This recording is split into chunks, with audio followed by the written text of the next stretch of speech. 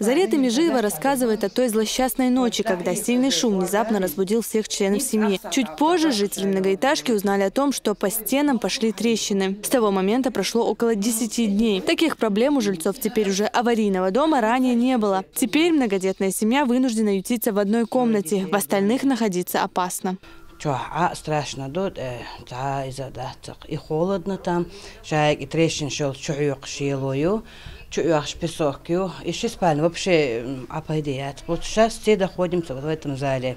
Квартиру в этом доме семья Эльмурзаевых приобрела совсем недавно. Прежнее жилье пришлось покинуть также из-за аварийного состояния. Теперь вот снова, спустя 2 недели, та же проблема на новом месте. Там квартиру продали из-за того, что трещины, двухкомнатные. Переехали после ремонта, вот буквально через 2 недели все пошло прямо. Утром одна картина, вечером другая. Прям не по дням, а по часам, можно сказать. Все рассыпается.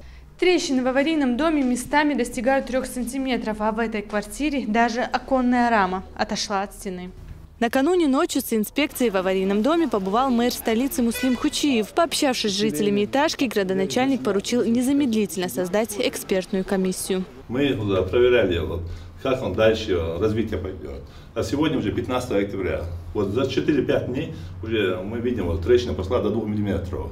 В фундаменте здания дефектов практически нет, но всего за пару дней ситуация усугубилась. Трещины появились в несущих стенах, что может быть крайне небезопасно. Обнаружить все повреждения и определить точную причину произошедшего комиссия сможет только после того, как здание освободят от обшивки. Розана Цамаева, Султан Умаров и Дени Хавхаров. Новости.